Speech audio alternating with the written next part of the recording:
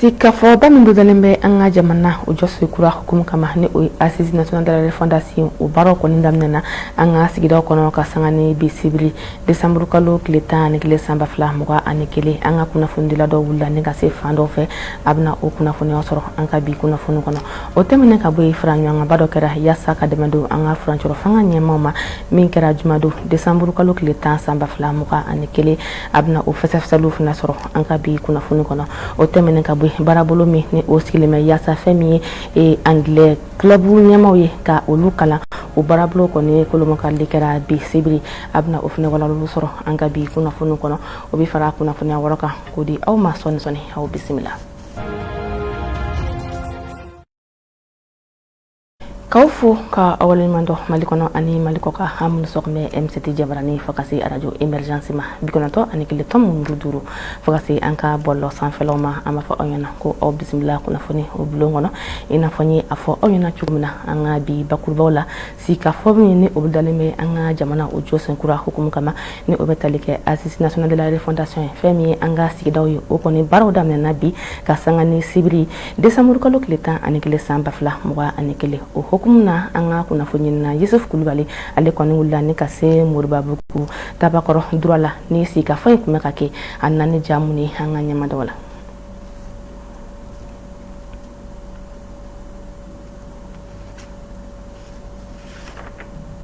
ya ambe gaba koro dura mara kafu ale de konana na neke kanya tan sanga tan ani duru kele ke ko kosa ko baraw lu damnena ni abesi ka fo ba ko fo mali do lu ni nyuanje kene ka amse ka fo jama ko ni famba o yoro soro mi ko ni marbaw fo ka tasi mi ko ni la dum bela jele na handa ya soro gelaw yira baraw damnena na baraw ko ni sira ka damne kanyi na fora mogo te se ka ta hala aw ka so ka isa ifa so la ou bien iba so la ka foli ke ka segi kana ou bien mogo te se ka boyen kana ife ka bo ife ka anyana fi bo ila vraiment aba dira ka fo ante an yere quoi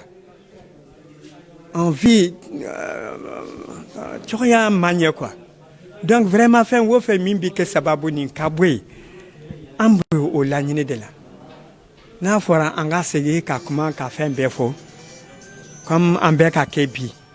solution ka sura akona nana ambe alla barkada mo mi ya initier président mi ya initier ani akofe mo mi ya afenge uye ko nyimande initier bibi na ngaba ko droit bora abiere ya santi saliere kona nana mawdu ba fe ka ta fe ka bo sal kona nana mo famba nana anya fo akasigi nimbe here na bembina abina ode kona nana morwa ku ka ulu finino aka do ka fo yin fene jama ko ni ulu bora ko sobe kana mi morwa ku ale ka fo o konna na o kanyola jesu ba mi binno kana baraw ulu nudu ni nabisi ka fo ko fo malide ulu enu yanje mi ba to gelamunu ni ambe o do nabe wati bo gelanu ulu bisi ka dukan chuga mina wa baraw ko ni ulu damne na masoro gela ba o mayi al erim fora ay mo wele unana erla ay débat damne chugo nyana mais gele akele mira kono o papi anga papi di mo ma thème de référence anga wudi mo ma amo papi soro à temps en obligera ka photocopie donc pour que ka di participant o dorete pour que anga bara be sika damne akana bla retard la ango an yo bara ok ango vraiment chez nous anga bara damne to nyana problème tient na fana dimo ka folla se malen chamana musom bela jelma ka folla se autour de la transition ma vraiment pour que hagnam ni sorola pour que malion re ka se kana uire prononcer ka se kunu ka hagle de vraiment u jamana takabulla vraiment ambu fula ko barkada surtout la population de Mourabu commune nyamo ambu fu sabla kada ala barkala dugutugu be dina nyamo ko be chrétien be pasteur be almamu be surtout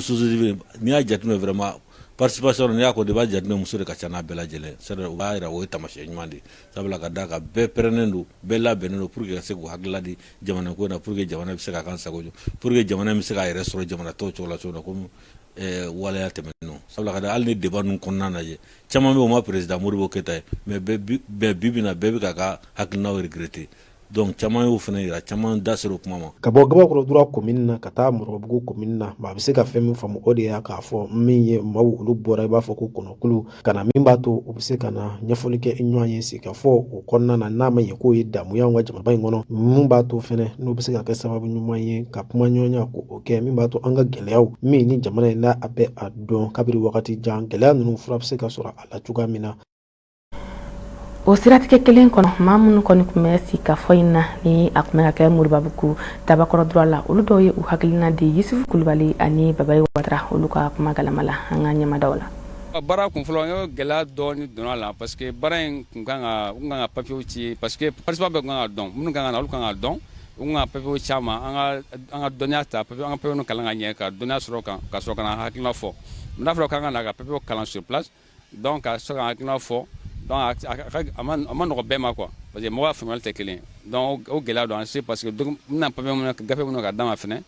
bɛɛ ma fɛn sɔrɔ parce que o bɛ mɔgɔ fila gafe kelen donc n'a fɔra k'a fila ka kalan ka jala donc gɛlɛya b'o la donc o de gɛlɛya ensuite baara fana ma daminɛ joona a daminɛ retard la bon n bɛ mun kɔni fɔ kɔni ni o gɛlɛya sugu ma ban je pense que an bɛ gɛlɛya minnu bɛ ka ban Mali ko yɛrɛ la a ko bɛ gɛlɛya quoi donc an kɔni ka laɲini fana ye mun ye baara in na n'a banna il faut qu'an bɛ mun fɔ duguma yan an ka ɲɛmɔgɔ ko ta ba la parce que a kana kɛ ko an bila kuma la ten dɔrɔn ka fɔ k'u ye maliyɛnw sigi ko an sigira an kumana ko an bɛna mun fɔ k'a tɛ tan compte n'o kɔni tigɛ kɔni ne kɔni ka hakilina la Mali gɛlɛyaw tɛ ban Mali gɛlɛya ban fo ka ɲɔgɔn lamɛn baara kɛ tiɲɛ fana a ka kɛ fana mun mana fɔ o fana ka kɛ komi an bɛ mun fɔ dɔrɔn ɲɛmɔgɔ i tɛ fɛn bɛɛ kɔni fɔ mais i bɛ mun fɔ i ka se k'o kɔni waleya donc an kɔni b'o kɔni ɲini u fɛ ka n'an bila tile fila kuma la ten fu k'o tɛ taa compte vraiment kɔni o bɛ gɛlɛya. Bon sigikafɔ in nin ye damu de ye nin diyara ne yɛrɛ ye kosɛbɛ puisque adamaden ɲɛnatigɛ yɛrɛ ye sigikafɔ de ye n'aw ma sigi ka fɔ aw tɛ ɲɔgɔn faamuya dugudenw ka lamɛn bɛɛ lajɛlen k'i hakilinata fɔ pour que jamana bɛ se ka basigi nin de b'an jɛ kosɛbɛ puisque fantan t'a la faama t'a la bɛɛ lajɛlen hakilina i bɛ jɔn dɔ la k'o hakilina ma ɲi mɛn n'o y'a hakilina fɔ i bɛ taa sɔrɔ solution bolo kalannen ko tɛ kalanbali ko tɛ jamana dugu bɛɛ lajɛlen de bɛ yan nɔ bɛɛ lajɛlen bɛ ka kuma à cœur ouvert donc vraiment a kɔni diyara ne ye kosɛbɛ an ɲɛ b'a la an ka laɲiniw bɛ ka sabati puisque nin bɛɛ lajɛlen y'anw ka laɲini de ye ni jamana basigira a ka di mɔgɔ min ye fɔlɔ a ka di musow de ye puisque ni jamana ma basigi ni kɛlɛ bɛ jamana kɔnɔ musow de ye degunbaga ye musow de ye den bɛ taa musow de ye cɛw bɛ taa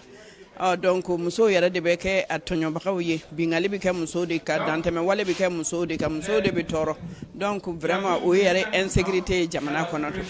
ayiwa ni sigikafɔ kɛra ko an k'an miiriyaw fana ta en compte k'an ka hakilinataw fɔ degun min b'an kan an bɛ ka kuma ni wasa ye an bɛ ka kuma ni kelenya ye vraiment a diyara an ye an lamɛnna vraiment a diyara an ye. Ayiwa ko in bɛ ka taa cogo min na n'u ye alimamiw lamɛn u seko ye kuma min na k'o fɔ kutubaw la u seko ye min ye k'o fɔ denmisɛnninw ye k'o fɔ musow ye jamana bɛ bɔ nɔgɔ la nka n'u ma anw lamɛn a bɛ gɛlɛya parce que jamana kɛn bɛ ka droit min di musow ma ka tɛmɛ société civile bɛɛ kan n'i y'a mɛn société civile bɛɛ i b'a fɔ ko musow dɔrɔn de bɛ kuma droit bɛ musow ye ka tɛmɛ bi cɛ dɔ yɛrɛ kan fɛn fɛn i b'a sɔrɔ droit bɛ musow de bolo bon alakira don ko sallallahu alaihi wasallam n'a ye muso bila aw ɲɛfɛ fɛn min na a ka ca ala fɛ o fɛn a tɛ ɲɛ sɔrɔ. hali bi sikafɔ o min bolodalen bɛ jamana o jɔsi kura hukumu kana ni o ye assise nationale de la refondation ni a kɔni fɛn min ye sigidaw ta ye ni o daminɛna ka sanga ni bi sibiri décembre kalo tile 11 san 2021 ni a bɛ ka kɛ jamana in fantan ani naani bɛɛ fɛ o siratigɛ kelen kɔnɔ fɛn min ye kunnafonidila dɔw ye olu kɔni u hakilina di ka sanga ni nin sikafɔ in o kɔni dayɛlɛli ye ni a dira Amadu Ashi Jara o ka kuma galama la an ka ɲɛmadaw la. Bon, jɛrɛkulu min sigila bi n'a daminɛna bi n'a bɛ kunbɛ cɛ nin kalo in tile 30 an bɛ se ka fɔ tare ka barika da Ala ye ka barika da kira ye ka barika da an ka jamanatigiw ye ka barika da an ka diinɛ ɲɛmɔgɔw ka barika da an ka armée n'an ka autorités ye a sera ka daminɛ bi parce que dɔw y'u kalen k'a da jabi la k'a da fini na k'a da nɛrɛ la k'a ti kɛ alhamdulillah a daminɛna bi halisa an bɛ dugawu kɛ a ka kuncɛ ɲuman kan parce que a jamana kura min bɛ nalen an bɛ haminako ye min ye an bɛ ka don da kelen fɛ an ka bɔ da kelen fɛ o sigikafɔ de daminɛlen filɛ Ala ka yakubaya Ala ka barika don a la. Bon CEDEAO jamana ɲɛmɔgɔ minnu bɛ yen n'u kalenkan don ko f'u ka Mali tɔ nɔni parce que an ka sigina si nous y'an sanctionné akana balana donc malien cɛman na musoman Mali kɔnɔ ani Mali kɔ kan an k'an cɛsiri don dɔw bɛ na an tɛ Ala deli a bɛ gɛlɛya ka tɛmɛ fo ka taa dama tɛmɛ mais an ye gɛlɛya jamana in kɔnɔ o ka jugu ni nin ye donc an ka sigi n'o gɛlɛyaw de ye mais an ka to an ka autorités kɔ o ka bɔ a la minnu ka sɔrɔ bɛ banques kɔnɔ u kana wariw labɔ dɛ a kɛkun ye de ni wari tɛ banque kɔnɔ jamanadenw bɛ muruti an ka autorités kama u kana sɔn o ma bɛɛ k'i ka wari to banque kɔnɔ i bɛ se ka min bɔ i b'o bɔ a tɔ i b'o to yen maintenant o filanan ye min ye bɛɛ ka i se ye min ye i ka taa a wari bila compte kɔnɔ pour que jamana ka se ka ɲɛsin nin sanction minnu bɛ nalen parce que u kalikan don u bɛ sanction kɛ mais min don n'i bɛ janfa kɔlɔn sen i b'a sen ka fɛrɛ. Effectivement assise nationale de refondation a tuma kun cayara nka ala barikala a daminɛna bi o tuma an bɛ masa ramani deli yara bi ni assise min daminɛna ala ka to a ka kɛ vraiment climat de sérénité kɔnɔna na wa an bɛ ala deli organisateur minnu bɛ a ko labɛn vraiment a ka cɛ kuncɛ cogo ɲuman na ayiwa assise kɔfɛ gafe ka bɔ gafe min b'a to vraiment Mali kura an bɛ se ka Mali kura sen turu cogo min na Mali kura min n'a bɛna jɔ ni maliyɛnw bɛɛ bɛn'i yɛrɛ ye a kɔnɔna na ni maliyɛnw bɛ kɛ maliyɛnw bɛ se ka fierté sɔrɔ Mali kura min b'a to vraiment an bɛ segin an ka danbe kɔrɔ ma an bɛ segin an ka lawale Mali tun bɛ cogo min na Mali tun bonyalen don diɲɛ fantan naani bɛɛ lajɛlen na vraiment an ka se ka o Mali sɔrɔ fɛn min ye CEDEAO ka sanction ye ne kɔni bolo CEDEAO chef d'État o tɛna sɔn k'a fɔ k'u bɛna sanction gɛlɛn ta ka Mali sɛgɛrɛ ka d'a kan n'u ko k'u bɛ sanction gɛlɛn ta ka Mali sɛgɛrɛ o kɔlɔlɔ o bɛna bin olu yɛrɛ kan donc o hukumu kɔnɔna na u tɛna se ka dɔ wɛrɛ kɛ u bɛna min fɔ dɔrɔn u bɛna se ka fɔ de ko u bɛna ka Mali bagabaga ka an ka ɲɛmɔgɔw bagabaga nka an b'a fɔ ye an ka ɲɛmɔgɔw u tɛ siran ka d'a kan jamanadenw bɛɛ lajɛlen bɛ an ka ɲɛmɔgɔw kɔ an b'u kɔ an t'u kɔ dɔ wɛrɛ la an b'a fɛ de u ye ŋaniya siri k'a fɔ vraiment jamana bɛ gɛlɛya min kɔnɔ ko f'u ka se ka jamana bɔ o gɛlɛya in kɔnɔna na o tuma an b'u soutenir walasa jamana ka se ka bɔ o gɛlɛya in kɔnɔna na wa chef d'État CEDEAO chef d'État u k'a dɔn k'a fɔ ko gɛlɛya min bɛ an kan ani jamana wɛrɛ ta tɛ kelen ye o tuma u ka Mali jukɔrɔma tonto u ka Mali dɛmɛ Mali ka bɔ dingɛ kɔnɔ o kɔlɔlɔ kana se ka olu yɛrɛ fana sɔrɔ. an bɛ segin ka don bakurubaw kɔnɔ i n'a fɔ n ye a fɔ an ɲɛna cogo min na fara ɲɔgɔn kan b'a dɔ kɛra ka sanga ni jumado décembre kalo tile 10 san 2021 min kɛra an ka yɛrɛma hɔrɔnya o ta kɛnɛ na ni an bɛ o wele ko boulevard de l'indépendance fara ɲɔgɔn tun bɛ tali kɛ ni ka dɛmɛ kɛ ka ɲɛsin an ka furancɛrɔ fanga ɲɛmaaw ma kɛnɛ kan kulu caman tun bɛ ni o de bɛ tali kɛ yɛrɛwolo dépôt sur les remparts la fɔ ka taa se jagokɛlaw olu ka jɛkulu ani Cheikhne Amala kalandenw ka jɛkulu ani jɛkulu caman wɛrɛ fɛn min ye Amadu Ashijara ale tun bɛ MCT tɔgɔ la an nani jamunu ye o le filɛ nin ye ladala ko ye malidenw ka bɔ min ye kulu caman ye jamanaden gansan wɛrɛw diinɛmaw bɛɛ lajɛlen ka fara ɲɔgɔn kan ni ka u disi gosi ni u ka jamanaden ɲumanya ye ko u bɛ furancɛrɔ fanga kɔ wa u bɛ a kɔkɔrɔma don ni ka u ka nisɔngoya jira jamana wɛrɛ wolomasiri taba minnu bɛ Mali la yan fo ka taa se farafina tɔnba ma min bɛ wele ko CEDEAO. Wallahi, nous savons que signifie un peuple, un but, une fois. Ambado a kora emi. O de ka jugu Fransi ma. C'est pourquoi 10 ans u kɛlen don ka guerre bila an kan. U nana ni suraka ko ye, o ma marché. U nana ni diinɛ ko kuma ye, o ma marché. U nana ni fila ni dɔgɔnɔ ko kuma ye, o ma marché. Donc an ka ɲi k'a fɔ un peuple, un but, une fois. Pour qu'ils comprennent que réellement nous sommes un peuple, un but, une fois. Un peuple, un but, une fois. CEDEAO, Union africaine, Union européenne, Union. Mɔgɔ bɛ don tɔn de la nafa de kama. Ni nafa ti tɔn min na i bɛ bɔ o kɔnɔ.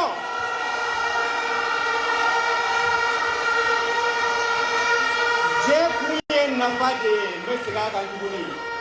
je kun ye nafa de ni nafa tɛ tɔn min na o ye tɔn lankolon de o bɛ ci ko filenkolo i bɛ bɔ o kɔnɔ.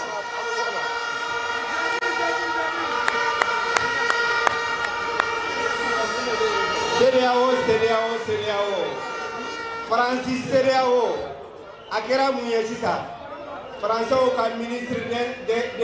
u ka sɔrɔdasiw ka ministre ko car olu ka intérêt, ils vont déployer tous les moyens pour que olu ka intérêt sauvegarder Mali la. O kuma anw ye fufalaki de ye wa? France ka intérêt de wa Malien ka intérêt de Mali ka intérêt wa France ka intérêt uma jɛɲɔgɔn wɛrɛ suru yɛrɛ la dɛ ko CEDEAO tɔn min bangela anw yɛrɛ ka dugumakolo sanfɛ yan nin ta ye a bɛ hakɛto ka sugunɛ kɛ bama ka bɔ a la k'i kisa wa k'aw ladɔnniya ni babu se min tun bɛ nin fara ɲɔgɔnkanba in bolo o de tun ye Sheriff Buye Haidara ale ka yeta Maliko la o tɛ dɔwɛrɛ ye min ye furancɛrɛ fanga ye dɔ ka fara a kan fo ka taa fɔ Mali a bɛ gɛlɛya min kɔnɔ a ka se ka bɔ o kɔnɔ. Ni an ka cɛkɔrɔba ka kunnawolo kɛnɛba ye cɛkɔrɔba min ka laɲini ye Maliko ye a m'a fɔ k'ale a m'a fɔ k'a di a m'a fɔ k'a ka kalanden a ka laɲini ye jumɛn ye faso ko Mali bɛ se ka diya cogo min Mali bɛ se ka lafiya cogo min o de y'an fa a n'an karamɔgɔ a n'an ɲɛ jɔyɔrɔ a n'an ka diɲɛ n'an ka laara n'o ye Muhamadu Nisɔgɔna ye.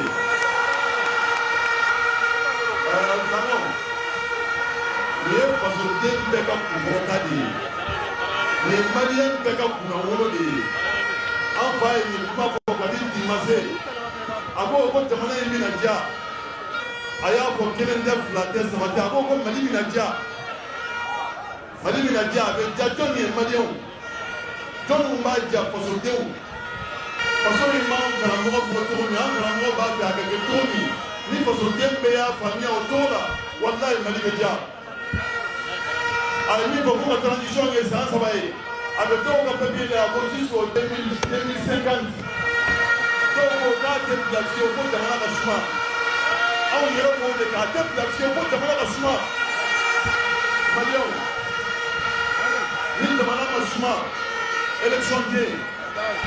Maliden bɛɛ lajɛlen kɔni jɛra ka bɔ ɲɔgɔn fɛ ni ka kɛ kelen ye min ye furancɛrɛ fanga ye ka a kɔkɔrɔma don an ka yɛrɛma hɔrɔnya gitɔrɔnba sanfɛ boulevard de l'indépendance ni kumakan kelen ye ko dɔ ka fara furancɛrɛ fanga kan fo ka taa fɔ gɛlɛya min ni a bɛ Mali kan a ka se ka bɔ a la ni ka a yɛrɛ sɔrɔ. Ni kunnafoni ninnu kɔfɛ an bɛ denguni kɛ an ka marabolo kɔnɔ kibaruw la an ka ɲɛmadaw la ɲɔgɔn fɛ. Ayo bisimila aka bi marabolo kɔnɔ kibaruw la Nyuro di Sahel binkali wale dɔ kɛra ni a kɛra sababu ye ni maa 2 olu jogina min ye mɔgɔw bolawari ye o tara fo ka taa se u ka telefoniw ma min kɛra ka sangani Décembre kalo tile 8 san 2021 ni a kɛra fasu debe ale ni makana dugu ni ɲɔgɔn cɛ o min bɛ Nyuro di Sahel yɛrɛ cercle kɔnɔ. Serew ye a yira k'a fɔ ko maramafɛntigi 3 ni u kɔni bɔra Mercedes jɛman kɔnɔ ko olu kɔni ye nin binkali wale ninnu kɛ. Wa o sereya kelenw fana ye a yira k'a fɔ ko ni maa ninnu kɔni ye kisɛ ci mɔbiliw la ni a kɛra sababu ye ni maa 2 bɔɲɔnko olu jokina wa u ye a yira k'a fɔ ko lakanatigilamaw kɔni bɛ sɛgɛsɛgɛlu la yaasa tɛgɛ bɛ se ka da ni mako fɔlɔ ninnu kan cogo min. Kucɛlakaw fɛ yen dumuni ale bɛ Fakolo commune na ale de kɔni sugandira dugu 80 cɛla minnu kɔni tun bɛ ɲɔgɔnda la jɛya ko bunakun kan ni ale de kɔni ye o sara fɔlɔ sɔrɔ. Maa minnu kɔni ye nin ɲɔgɔnda in kɔni sigi sen kan u ye foli kɛ kosɛbɛ ni ka se nin dugu maa ninnu ma ka sababu kɛ u ka wuli ka jɔ la min kɔni kɛra sababu ye ni maaw caman ye ɲɛgɛn matarafa. Nin ɲɔgɔnda in donna kadira kɔnɔ ka ɲɛsin don kɛrɛnkɛrɛnnen ma diɲɛ kɔnɔ ɲɛgɛn ale matarafali ma min hokumu na u kɔni ye maaw kunnafoniya ani ka maaw sɔn cogo min maaw na se ka ɲɛgɛn kɔnɔnaw matarafa min bɛ kɛ sababu ye ka caman bɔ banamisɛnninw na. Baara in labɛnna ONG Alpha Lock maaw fɛ fo ka taa se cakɛda min sigilen bɛ saniya ko bunakun kan an ka jamana kɔnɔ a musaka bɔra UNICEF maaw. Kunnafoni kuncɛla Segu mara la sikafɔba min bolodalen bɛ jamana jɔsikura o hokumu kama o baaraw kɔni daminɛna Segu ale cercle kɔnɔ min hokumu na Segu baba komanda ni an bɛ o wele ko préfet ale ye maa dɔw fara ɲɔgɔn kan ka sangani Décembre kalo tile 8 san 2021 ni o bɛ tali kɛ Segu cercle commune 30 ɲɛmaw la. Kɛnɛ kan u kumana sikafɔ ale yɛrɛ kun kan ani maa minnu kan ka sugandi ka sikafɔ in kɛ ani fɛɛrɛ minnu kan ka bila sen ka sikafɔ in na wa u ka lajɛrɛ in kɔni kɛra baba kumada ale dakayɔrɔ la ni an bɛ o wele ko préfecture o bɛ dan sigi an ka bi marabolo kɔnɔ kibaruw la. O b'an bɔgɔni ka munumunu an ka jamana kɔ kan kibaruw la min bɛna walawala aw ye Fadi Talfi Mayiga fɛ. Ayo bisimila an ka jamana kɔkana kunnafoniyaw la an b'a daminɛ Senegal ale jamana kɔnɔna na a yirala k'a fɔ ko maaw dɔw kun bɛna wuli k'aw ka nisɔngoya yira taama dɔ senfɛ min kun kan ka kɛ jumadon Décembre kalo tile 10 san 2021 yaasa ka se ka u ka yɛrɛma hɔrɔnya ta ko o taamaw tɛna bɔ tuguni. Nin taama in yɛrɛ a kun bolodala jɛkulu minnu fɛ olu de ye Yanamar ale ni Frappe France Dégage olu de kun k'u fanga kɛ kelen yaasa ka se ka nin nisɔngoya tagama in kɛ ko hali n'o y'a sɔrɔ jamana faamaw y'a yira k'a fɔ ko ka nin tagama in dabila ko olu kɔni ka nisɔngoyaw yirali bɛna to sen na. N'an bɔra yen nɔ an b'an kunda Cameroun ale jamana kan olu ka dugu min bɛ yen n'a bɛ fɔ a ma ko Kuseri yen kɔnɔna na ko bisi basa dɔ donna jɛgɛ maralaw ale ni bagan maralaw ni ɲɔgɔn cɛ ni o yɛrɛ kɛra karidon Décembre kalo tile 5 san 2021 na wa ko ni kɛlɛ in fanga bonyana kosɛbɛ ni o kɛra sababu ye maa dɔw olu bɔra u sigiyɔrɔ la ka taa Chad faba la ni mankan yɛrɛ senfɛ maa 22 olu de bɔnɛna u ni na. N'an bɔra yen nɔ an b'an kunda Kenya jamana kan Raila Odinga ale bɛna i kan bɔ jamana kuntigiya nɔfɛ Kenya jamana kɔnɔna na ni o kalafiliw yɛrɛ baaraw bɛna kɛ ka kɛ ni utu kalo natɔ ye san 2022 wagati. Nin kunnafoniya a y'o di jumadon Décembre kalo tile 10 san 2021. Kunnafoni kuncɛla UNICEF ni ale ka baara bɛnnen don denmisɛnninnakaw ka hakɛw matarafali kama diɲɛ kɔnɔna na olu ka ɲɛnɛmaya san 75 baaraw kun bɛ sen na o de senfɛ ka kɛ ni nin don ye u y'a yira k'a fɔ k'an bɛ don min na i ko bi denmisɛnnin caman de bɛ yen nɔ olu bɛ wagati gɛlɛn de kɔnɔna na sisan jamana kɔnɔna na ka kɛ ni coronavirus banakisɛ kɔlɔlɔ ye fo ka taa se wagati yɛlɛman kow ma ani lakanabaliya ye n'o bɛ kɛ sababu ye denmisɛnnin caman de bɛ yen.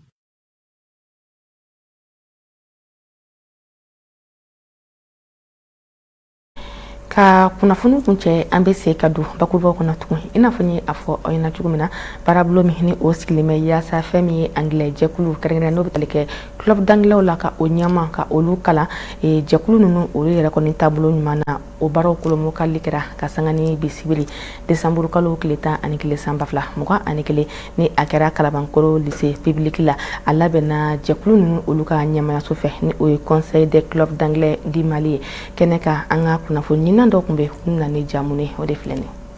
anglais ka ale na se ka don bala cogo min an ka jamana kɔnɔ ha ka ja diɲɛ kɔnɔ o de hukumu kɔnɔ États-Unis lasigidenso min bɛ an ka jamana kɔnɔ ale ye musaka bɔ ni ka don barabolo dɔ dafɛ barabolo min ni o bɛ tali kɛ ni ka anglais jɛkulu fo ka taa se lakɔli karamɔgɔ minnu bɛ anglais kalan an ka camancɛ kalanso ni o bɛ tali kɛ lycée la fo ka taa se an ka sanfɛ kalansow la université la ka kalan di olu ma kalan min kɔni bɛ kɛ sababu ye yaasa fɛn min ye anglais club ninnu ye u na se ka u yɛrɛ ɲɛnabɔ cogo min na anglais kan ale yɛrɛ bunakun kan. Baara in laɲini jumɛn ye parce que projet dɔ de don a bɛ na anglais club u ɲɛmɔgɔw a bɛ n'u le former ni club b'i bolo ni anglais club b'i bolo i b'a kɛ cogo di walasa i ka tɔndenw hali bi k'u motivelen to hali bi k'u dege anglais kalanni na et puis projet in kɔnɔna la fana ɲɛfɔli bɛna kɛ ekɔlidenw ye boursiw ani programme d'échange minnu bɛ Amérique ambassade la minnu b'a to ekɔlidenw ani baarakɛlaw u bɛ se ka taa États-Unis cogo min na ka taa to yen pendant kalo damadɔ ou bien semaine damadɔ hali bi anglais kalanni hukumu kɔnɔna la o kɔfɛ i n'a fɔ a b'a kalama cogo min na Amérique ambassade san o san programme caman bɛ yen pour que ka anglais kan fɔlaw dɛmɛ u ka se ka taa kalan kɛ États-Unis ou bien u ka se ka taa États-Unis ka taa États-Unis fana culture n'o y'a tabiyaw k'olu dɔn dɔɔni walasa Américains fana ka Mali tabiyaw dɔn donc nin projet in kɔnɔna la an ka mɔgɔw u bɛna kunnafoni di denmisɛnninw ma hali bi walasa i bɛ se ka i sen don o programme na cogo di donc projet in n'i y'a jateminɛ kalo 6 projet de don a bɛna bila sen kan MICC fɛ n'o ye anglais Mali anglais club bɛɛ ka ɲɛmɔgɔ ye n'a fɔ ma ko MICC a musaka américain wari la dollar la 15,000 olu ka dollar 15,000 a bɛ bɛn o de ma mais n'i y'a lajɛ CFA la a bɛ $7 ni $8 ɲɔgɔn cɛ. Bi laɲini ye an ye ambassade des États-Unis du Mali ye an ye projet dɔ sɔrɔ an tɔgɔ la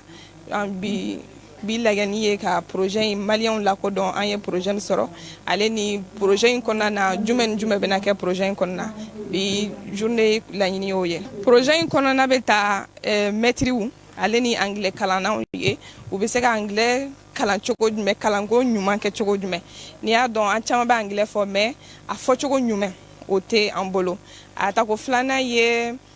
club b'an bolo an bɛ jɛkuluw sigi mais jɛkulu maracogo an t'a dɔn n'i ye jɛkulu sigi n'i tɛ se a maracogo la i ka mɔgɔw bɛɛ bɛ boli aw tɛ bɛn tɛ na aw tɛ faamuyali tɛ sɔrɔ a la mais ni formation in kɔnɔna na an bɛna dɔn an bɛ se k'an ka jama mara cogo di a ɲɛ sabanan ye min ye ambassade bɛ san o san u bɛ burusu di mɔgɔw ma ka taga kalan kɛ États-Unis san 2 b'o la kalo 2 b'o la kalo 3 b'o la mais an ka jɛkulu an t'a caman kalama la an ka o de la an ka mɔgɔw fana tɛ postuler ko caman k'a la mais ni formation in kɔnɔna na an bɛna dɔn an bɛ se ka postuler cogo di an bɛ se ka an lase mɔgɔ jumɛn ma minnu bɛ se k'an dɛmɛ ka walasa an ka se ka ni formation ninnu ɲɛ sɔrɔ. Kɛnɛ in kɔni kun cɛla ni gafe diba ye kan ni a bɛɛ bɛ tali kɛ anglais kan ni a dira lycée public de Kalabankoro ma club anglais cili togo la o maaw tɔgɔ la. O kunnafoni de bɛ dansigi an ka bi kunnafoni na ka sanga ni sibiri décembre kalo tile 11 san 2022 ani tile ani ce a ka tulomajɔ la Ala ka su hɛrɛ d'an ma.